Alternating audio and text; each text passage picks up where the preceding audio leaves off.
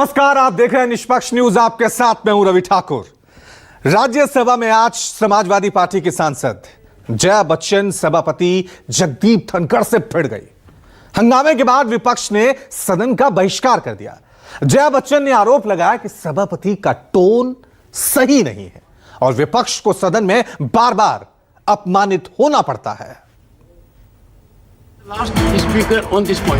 सभापति के संबोधन ने समाजवादी पार्टी के सांसद जया बच्चन का पारा चढ़ा दिया। जगदीप धनखड़ की जबान से जैसे ही जया अमिताभ बच्चन निकला, जया बच्चन का सारा गर्दो गुबार बाहर आ गया। टोन, सेलिब्रिटी, कुर्सी, प्रतिष्ठा और निष्ठा पर राज्यसभा में तीखी रार छिड़ गई। Jaya Amitabh Bachchan is the last speaker on this point, please ma'am.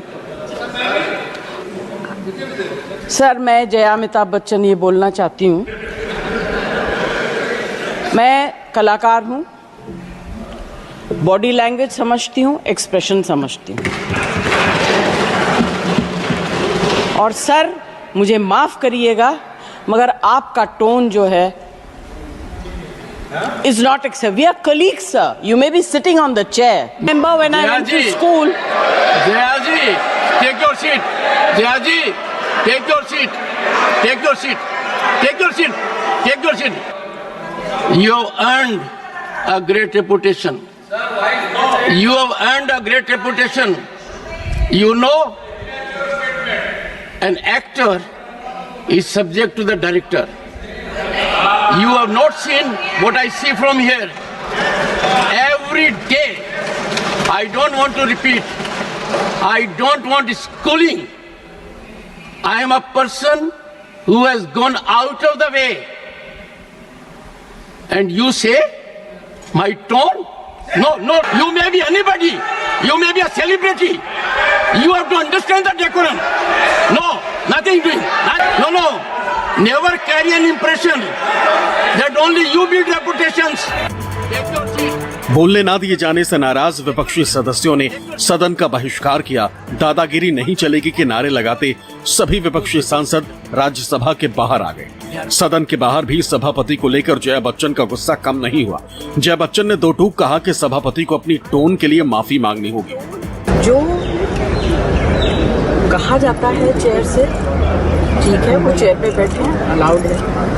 अगर वो चेयर से बाहर हैं तो वो भी आम एमपी की तरह हैं, वो हमारे अन्नदाता तो है नहीं। I objected to the tone used by the chair. We are not school children.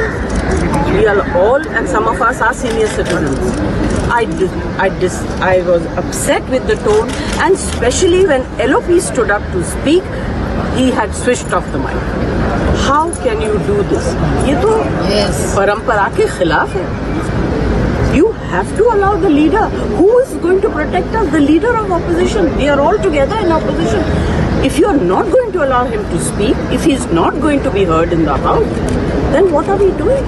And on top of that, I mean, every time using words which are unparliamentary, which I don't want to say in front of all of you. You are a nuisance, बुद्धिहीन, ये सब शब्द जो है treasury bench वाले भी बोलते हैं। हाँ, he said you may be celebrity, I don't care.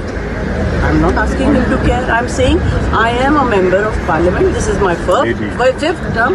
I know what I'm saying. Nobody has ever spoken the way it's being done nowadays in parliament. I need an apology. विपक्षी सांसदों के बहिष्कार के बाद राज्यसभा में विपक्ष के खिलाफ निंदा प्रस्ताव पारित हुआ। सत्ता पक्ष ने विपक्ष के आचरण को अमर्यादित बताया। फिर वही घिसा पिटा राग अलापा। जेपी नड्डा की बातों से ऐसा लगा मानो सभापति पर सवाल उठाना देश पर सवाल उठाना हो गया।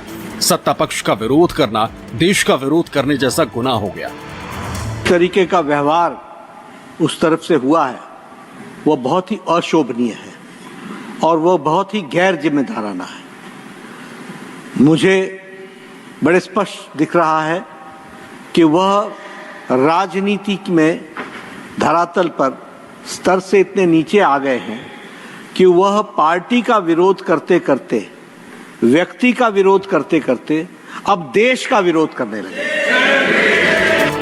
You have not seen what I see from here. सवाल है कि सभापति के साथ विपक्ष की तकरार शुरू कहां से हुई।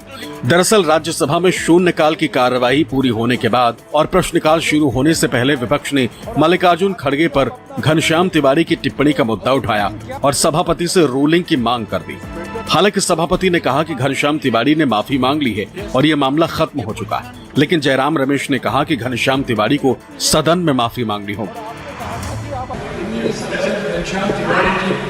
एलओपी के बारे में कुछ आपत्तिजनक बातें कही थी, एलओपी ने भी उठाया था और आपने कहा था कि आप अपना रूलिंग देंगे। तो अब वो रूलिंग क्या है सर? सुनिए बैठिए।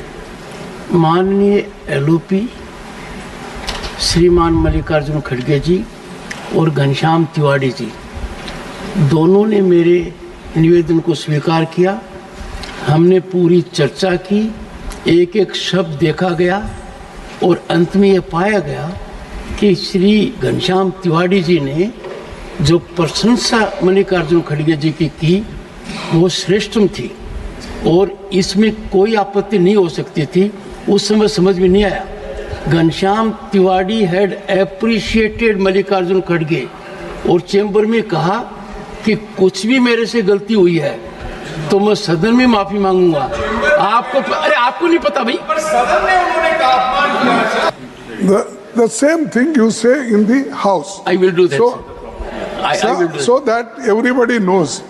For using parliamentary language, respecting leader of the opposition. जिक्र किया था एलओपी का, माइक एलओपी का जिक्र किया था, तो मैं उसे दोहराना नहीं चाहता, पर इतना जरूर कहना चाहता हूं कि जो टोन थी, जिस ढंग से उन्होंने कहा था और जो शब्द कहे थे वो तकलीफ बोल देना वो निसंदेह जो डिकोरम होता है एलओपी ऑफिस का, उसके मद्देनजर उचित नहीं थी। टोन वर्ड दोनों को मैं कह रहा हूं नहीं थी। परिवारवाद का आरोप लगाया। Nothing is going on record and you know it. Mallikarjun खड़गे को लेकर घनश्याम तिवारी की टिप्पणी पर सभापति के साथ कांग्रेसियों के खींचतान में ही जया बच्चन की बारी आई, जिससे सदन का माहौल और तल्ख हो गया। दरअसल पिछले दिन राज्यसभा में बीजेपी सांसद घनश्याम तिवारी ने मल्लिकार्जुन खड़गे के नाम पर टिप्पणी की। उनकी इस टिप्पणी से उस दौरान मल्लिकार्जुन खड़गे आहत हो गए थे।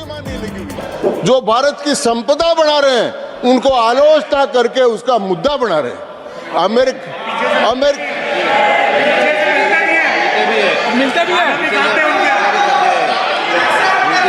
और जब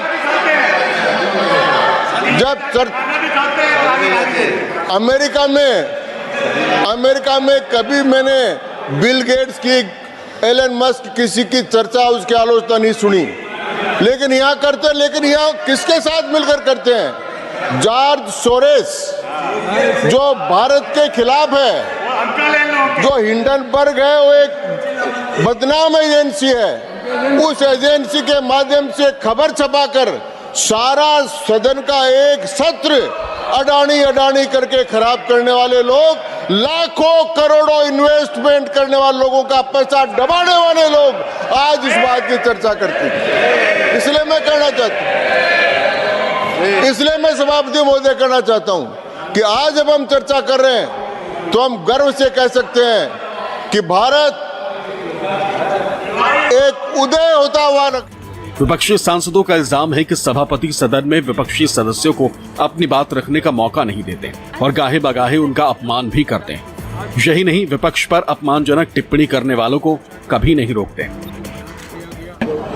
सांसद उनका अपमान करते हैं, आपत्तिजनक बातें बोलते हैं उनके बारे में और उनको स्पष्टीकरण देने की कोई मौका नहीं दिया जाता। आज भी यही हुआ।